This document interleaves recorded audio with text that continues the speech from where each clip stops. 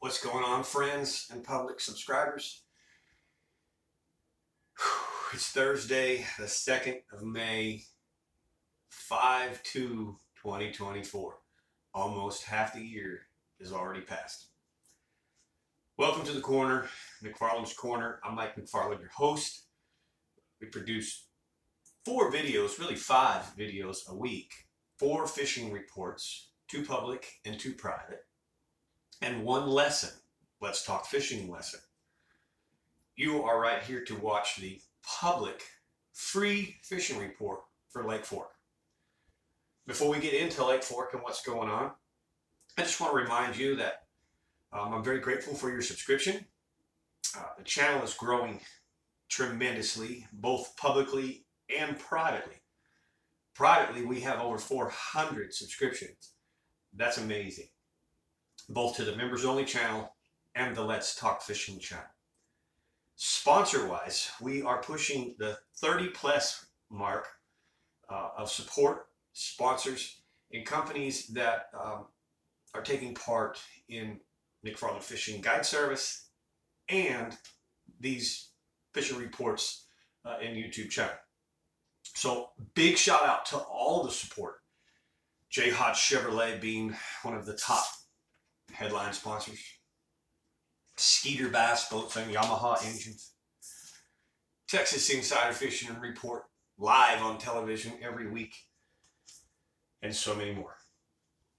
All right. So with that being said, the lake. Lake Fork. One of my most favorite lakes that I've ever fished. And I have fished a lot of lakes in the United States, and I have fished many lakes outside the United States, both in Canada, both in Mexico. I even fished in Jamaica. Lake Fork. What a beautiful paradise. What a bass fishery, or a bass fisherman's dream. And yet, when Mother Nature brings unbelated surprises like 26 inches of rain, the annual year's rainfall in 4 or 5 weeks, things can be not so good. Here's the good news. We've been dropping. Since I talked to you 2 days ago, we continue to drop. We were supposed to have a bunch of rain today. It is Thursday morning. I'm actually home under the weather. Being that I've been fighting the weather since last weekend, I canceled today. Thought maybe the weatherman was going to be right, as he's been unusually right lately with these heavy storms. We were supposed to have heavy potential rain today, even hail and things, and it missed us. We didn't get anything substantial. And the lake is at 403.21, which is now about 2 inches, almost 3 inches over pool.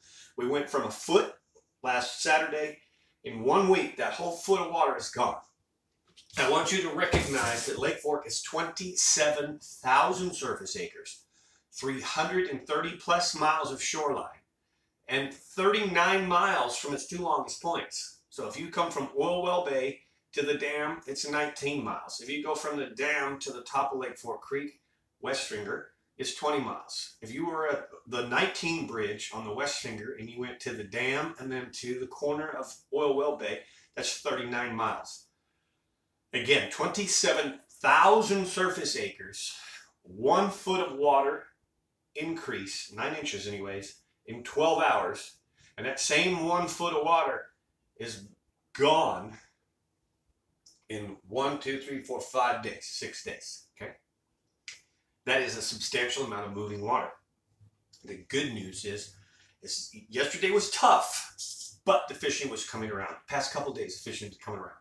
I'm seeing good shad spawn in the morning, where I'm throwing typical shad spawn lures. Spinner baits, buzz baits, top waters, weedless baits, because a lot of the shad are spawning in the junk. So if you got triple hooks hanging, you're going to struggle. So keep that in mind. That's a free public report for you there. Look for some shad spawn up in the arms, up in the fingers, in the vegetation. The good thing, the clarity is not that bad. With all that flooding, well, I thought it was going to destroy the clarity. I'm impressed. You know, I was in Birch Creek, for example, and as I went up Birch Creek, I crossed my fingers on Monday, between Monday and Tuesday, thinking this could be bad. And as I kept going and got farther and farther, I was pleasantly surprised. Was it dirty? Yes. But was it wasted in brown chocolate? No. Temperatures are perfect. Remember, the shad spawn right around 68, 72. You'll see shad spawning. We're right there in the middle of a good shad spawn. Should start seeing it on the main lake as well. Look for your birds. Look for your blue herons and your white egrets. They give it away. Where you have the blue herons and the white egrets, you most likely have shad. If those blue herons and white egrets are being successful catching shad, there's shad in front of them. There's likely bass on the backside in the water of those shad. All right? So, that is one way to catch them on fork. The other way that I've found is just finally coming around is some post-spawn bite. And that's going to be just your typical Texas rig worms, Texas rig Carolina rigs. Your Texas rig worms, Cincos, Carolina rigs like your brush hogs and things like that, creature baits. Backing off into a little deeper water. It doesn't matter whether you're east side or west side, it's kind of fishing the same. I think the east side is always ahead of the west side. There's less water, when I say less water, I don't just mean because it's smaller. There's less deep water. So everything happens on the east side faster than it happens on the west side. There's less deep basin water to affect everything. And so the east side usually is just a week or two ahead of the west side. But generally it's kind of the same. Here's the odd thing. This is why I started out with, Mother Nature is ruthless. It is May 2nd. And yesterday I went into backwaters and I saw carp blowing up the shallow water, spawning like we would see back in the end of March and April. And what it told me is everything, number one, that I talk and teach and share with you guys. Sometimes it's just my opinion. There's more than one way to skin the cat in bass fishing. But a lot of times, number one, I try and be as authentic as I can, as genuine as I can. And I'm not just giving you, right from my ass opinion. I'm giving you from a lifetime of doing this, over 20 years of making a living doing this. I'm giving you my authentic theory and opinion. And we've been discussing that this rising, falling has messed up the bass spawn. It's held them back. We've witnessed the bass move in, start to nest, water falls, they pull out. I can give you 100 names, and I mean it. I could dig up 100 names that you could call, text, and ask them. Did you witness bass pull on the beds and pull off? Pull on the beds, pull off, pull on the beds, pull off, and not one of them will tell you, no, I didn't. They'll all say, oh my gosh, you wouldn't believe. On Tuesday, boy, they were all over. I was thinking, here we go. And Wednesday, they were gone. And this just went on for the last 6 weeks. Same thing with the crappie fishermen. I think I shared last week with you, Jordan Sanders said his shallow water spawning, flatted, pre-staging, staging, spawning crappie, he was killing it. He was making quick work of it. When the water really started dropping this Monday, he couldn't catch. He caught one in 3 hours, 2 hours anyways. And went offshore in deep water, found fish that less affected, and finished the limit in just a few hours. But carp were spawning in May. And I mean, they were going nuts. They were so nuts that the entire backwater that I went in was chocolate brown, all from those carps during the bottom. So any shallow fish that wanted to go to the shallows to spawn this year, crappie, bass, carp, even maybe the catfish here, that has wanted shad want to go into those shallow waters. They will not migrate up when the water is coming out. They just won't. Survivalists. They're here to survive first. All creatures. Brian Dupleshin said to me one time, all creatures in Mother Nature, deer, doesn't matter, snakes, everything out there, fish of all species, they have two reasons to live. Survival first. Two reasons on their mind. There's two important things to them. Survive, stay alive, so they can reproduce. That's it. They don't have fun. They don't have buddies. They don't have the movies. They don't work all week and get to rest on the weekend. So I'm just simplifying it for you. This has been the nemesis, and it's held back to spawn. The reason I'm sharing this with you, there still are fish to spawn. Will you see them? Probably not. The water's starting to have more of a warm water sense to it. But we caught fish this week on Texas rigs that still had eggs. Had females that still had eggs. Split tails, they're wanting to spawn, but they can't until things stabilize. They won't until things stabilize. And you know, some of them will, but the majority of them won't. So still a mixed variable. Real soon you're going to see a main lake topwater bite, and that's going to be fabulous. There's a lot of post-spawn fish, walking topwaters, popping topwaters, things like that. If you want more information on details than I've given you so far, you want precise information of exactly where the shad spawn is, you know, exactly what to look for, exactly what baits that I'm catching fish on that are working when others aren't. For example, a Texas rig the other day, there was one bait that was specific that got bit one color. You want more information like this topwater bite that's about to develop. Tomorrow's probably going to be perfect. It's calm, low, light, variable winds. Please, I'm asking you to come over and subscribe to my members only channel. The members only get my gut still. I tell the everything there is to tell. I also, in the members only channel, have 5 other guides that we share. Lake Tawakoni, Lavon, Hubbard, Possum Kingdom, Lake Hawkins, Gilmer, Athens, Lake Welsh, even the new lake, Bodark. The information is phenomenal in that members only channel. It used to just be an upgraded Lake Fork report. It's so much more now. And the channel is growing big because of it. We share crappie reports, catfish reports, white bass hybrids, and striper reports. Members only channel is such a value to you at $6.99 a month. That's it. One bag of worms cost you more than that. And you'll buy 5 bags if the fish are eating it. Why not spend $6.99 a month to get that broad information from Dallas, North Dallas? We even do OH Ivy. We do Palestine. Occasionally I throw in some Sam Raider reports. But that members only channel is huge. Look in the description below this video. Click on the members link if you're struggling with it. Make sure that you're on the YouTube homepage, McFarland, the Lake Fork Guides homepage on YouTube, and that'll help you out a lot. And then here, I'm going to give you one more little piece of juice because I told you on Tuesday that I would give you something super special to show you my gratitude and gratefulness for you being a public subscriber. And here's what I'm going to do. I'm going to give you a free members only Bodark report. Bodark is the new lake. It's just north of Dallas, kind of in the bottom area. I think the bottom area anyways. It's from the Lake Fork area. It's only about an hour, 20-minute drive. It's got 3 big, huge ramps. Easy access. The main lake, you don't need to have boat lanes. Don't go buy boat lanes. People are already hitting that out there. Buy boat lanes. Don't spend your money on boat lanes on Bodark at this time. You don't need it. Not really. Not yet. There's a lot of backwater and a lot of places that you can't get to. Eventually people will cut trees and things will rot any road. And maybe one day, you know, 6 months from now, after people have really put some hard work down, there might be a boat lane that's worth it.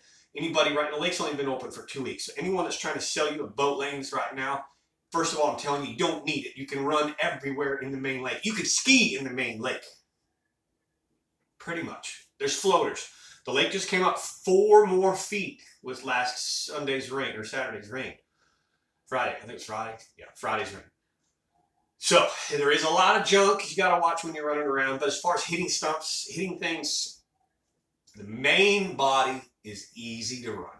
Occasionally, you're going to see some tops of cedar trees, salt cedar trees and cedar trees. They're you know, don't hit one. You don't want to hit one. But it's the tops of them. You're in deeper water. It's not implying that they're not cut. There's just a few random here and there. Don't be scared, but just use common sense and pay attention. My main point is don't spend wasted money on a boat lane chip. It's not needed. Number 2, the bass fishing. Spinner baits, small swim baits, chatter baits are great search baits. Put your trolling motor down and just start fishing. Don't stop until you get some bites. When you get some bites, don't keep going because the lake, right now with the exploding size of the lake, there's not fish everywhere. There's a lot of dead water.